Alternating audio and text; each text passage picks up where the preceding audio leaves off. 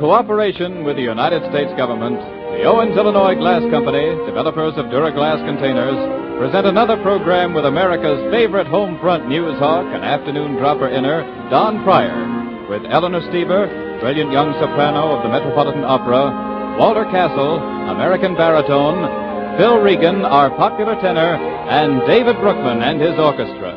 I pray that God will bless the people. Sweet home. Say, have you read any good milk bottles lately? There's more to a bottle than its content these war days. And the chances are your milk bottle on the doorstep was a Duraglass bottle with a message straight from Uncle Sam, reminding you to buy war bonds. The road to victory can't be paved with good intentions. Bonds and more bonds pave the way into the highways of Berlin and Tokyo.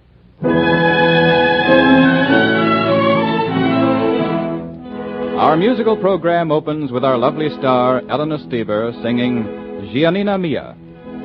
In my gondola, love, let us glide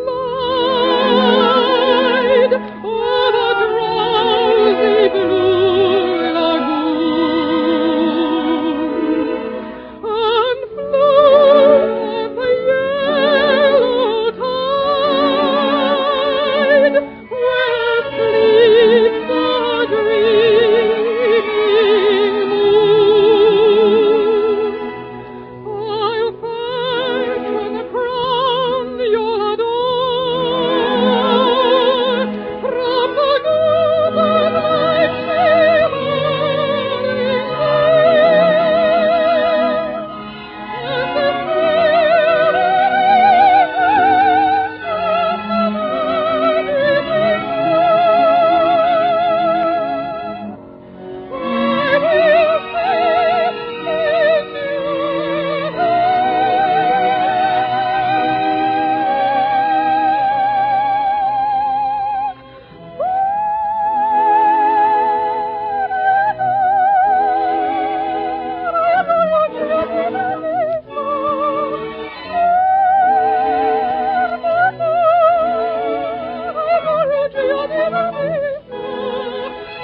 there have been who in ages of old shone more resplendent with jewels and gold, precious gold and gold.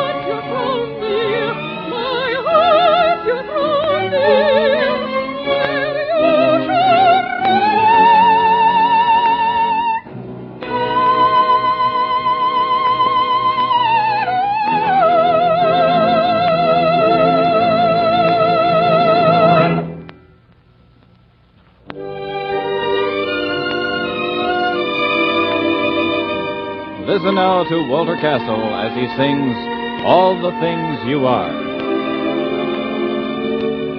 You are the promised kiss of springtime that makes the lonely winter seem long. You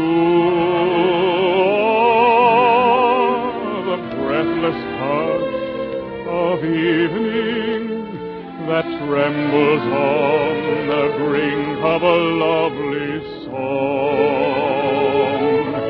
You are the angel glow that lights a star, the dearest things I know.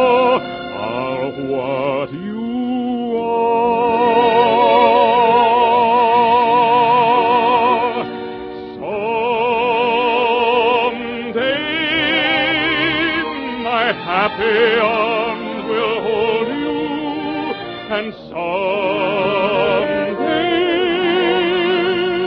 I'll know that moment divine when all the things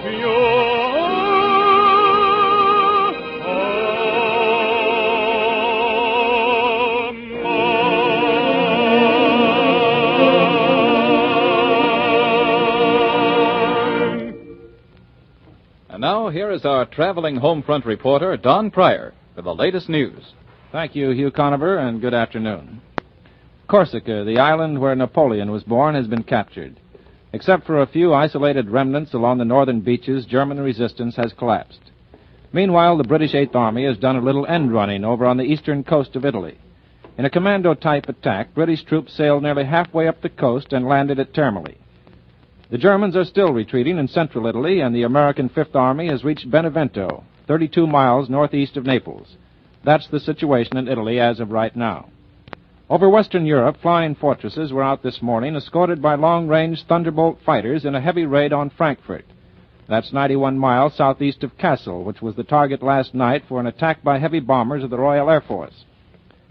In Russia, Soviet armies are driving the Germans out of their foothold in the Kuban, and apparently the enemy is trying to get away across the Kerch Strait to the Crimea. But up along the Dnieper River, the Nazis seem to be putting up a much stronger defense.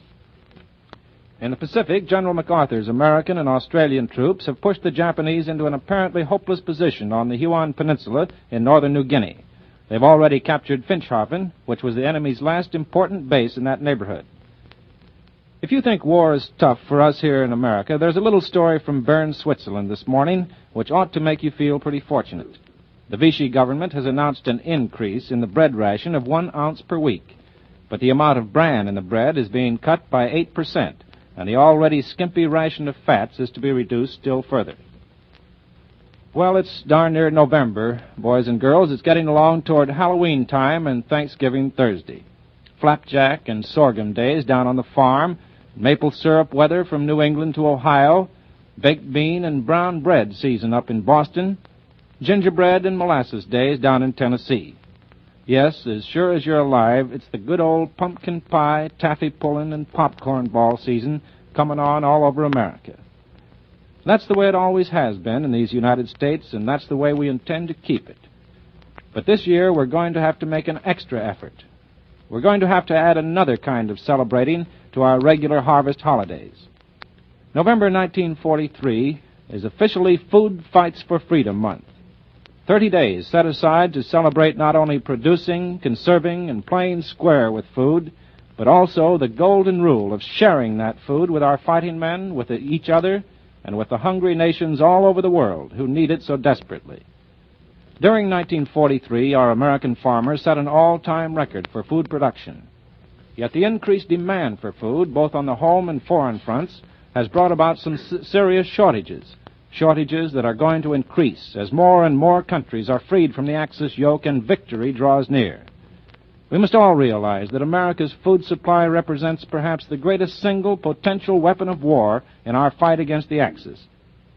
That's why we should be more than thankful this year as we take in our harvest and share it with our neighbors. So, folks, I'm saying it once again.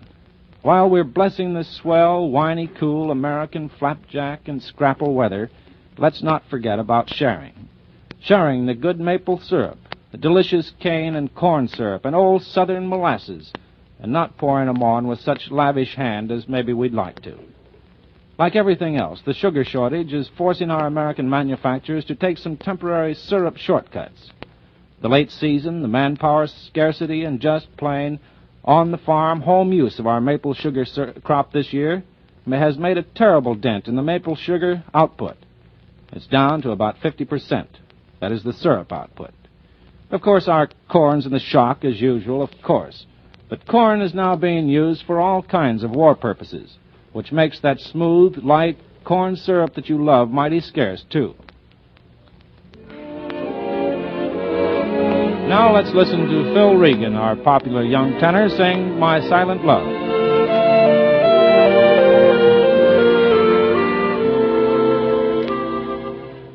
I reach for you like I reach for a star, where worship you from afar, living with my silent love. I'm like a flame dying out in the rain, only the ashes remain, smoldering like my silent love.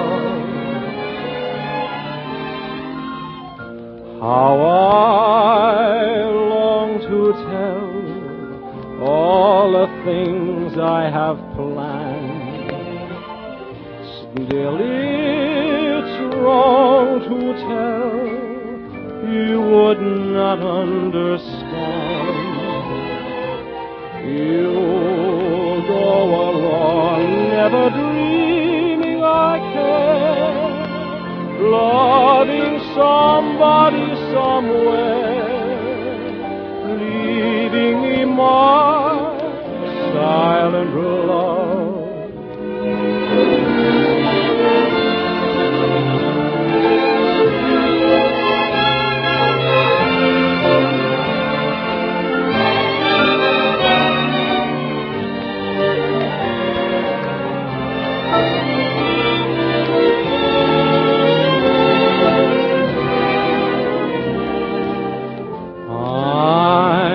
Like a flame dying out in the rain, only the ashes remain, smoldering like my silent love.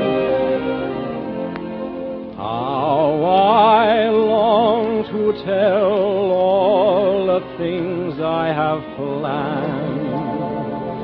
Still it's wrong to tell, you would not understand.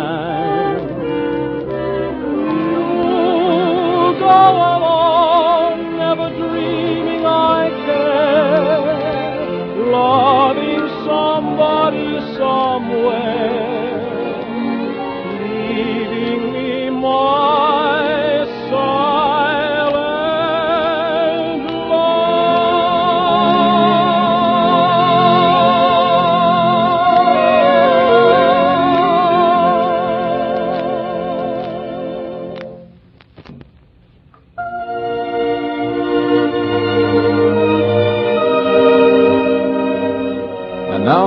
Little Boy Blue, as sung by Eleanor Steber.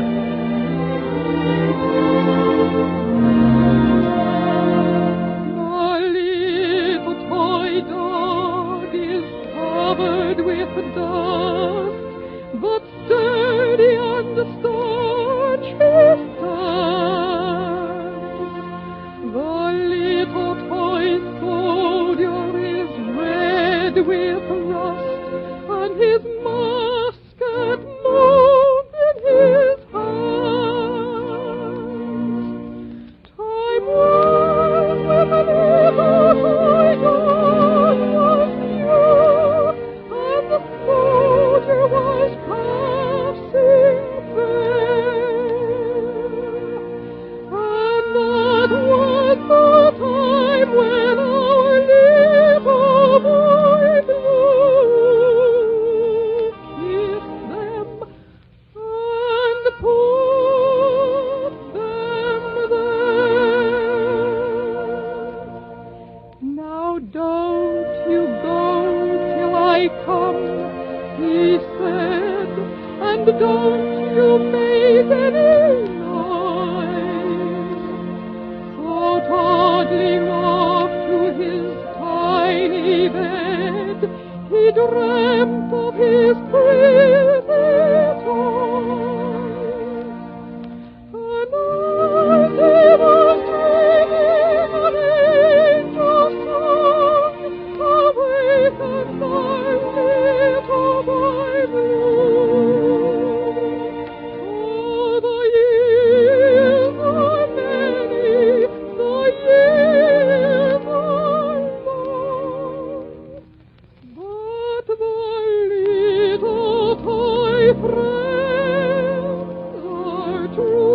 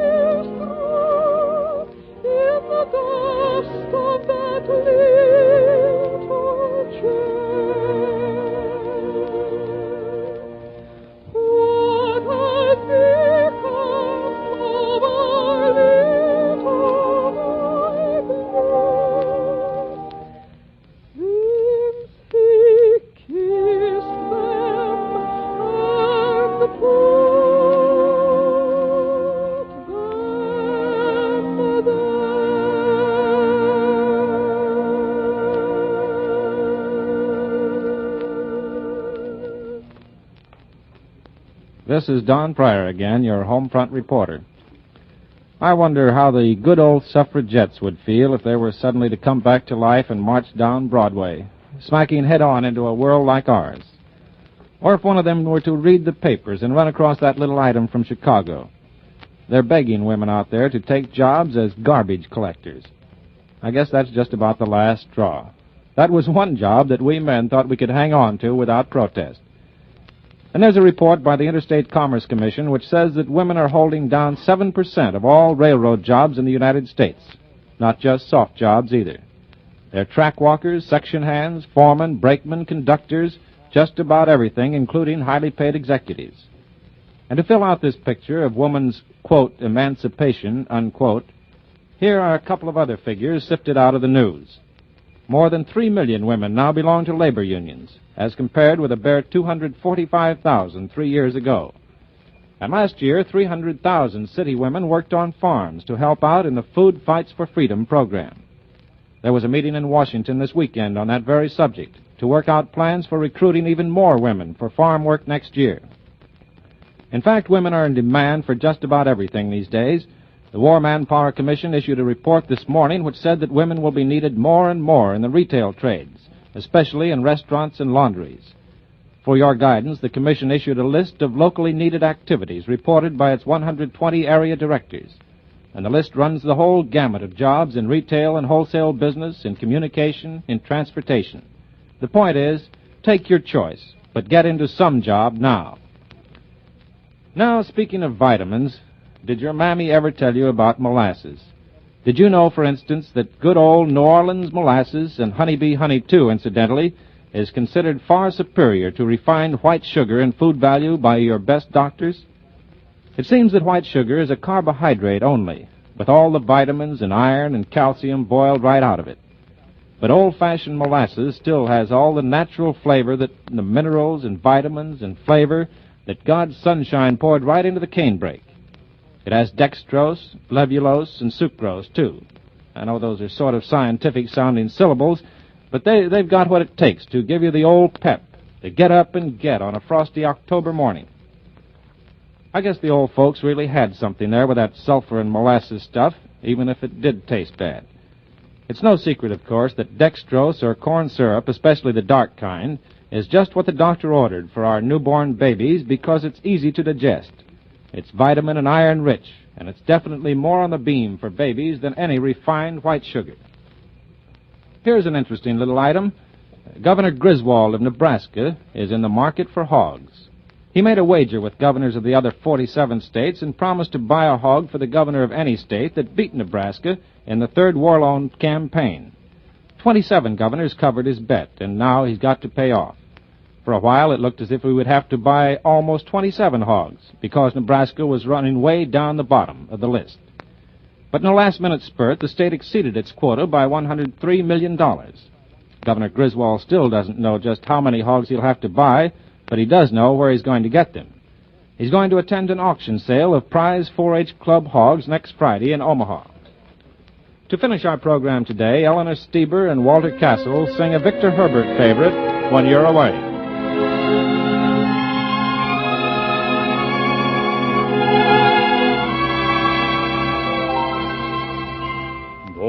Time may let us sometimes forget until with but a sigh.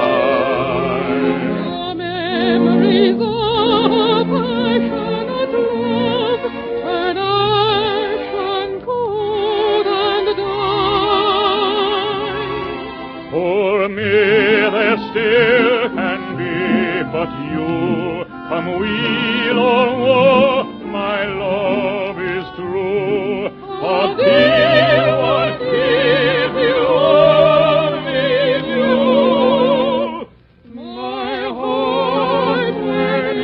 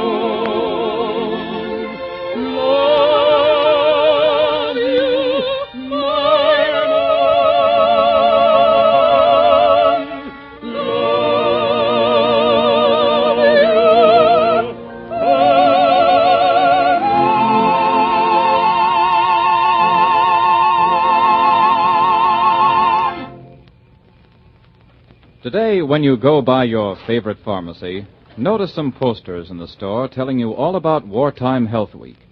This week is a national event celebrated by America's 60,000 pharmacists in the interests of you and me and every citizen, our health and physical fitness. Ask your druggist for your free copy of the 12 Health Rules for Wartime. And while you're there, just look around at the shelves full of clean, sparkling, sanitary Duraglass bottles, especially made to protect the medicines, pharmaceuticals, and household products your druggist keeps on tap for you. That's just another way Owens, Illinois are doing their part to contribute to the health and happiness of wartime America.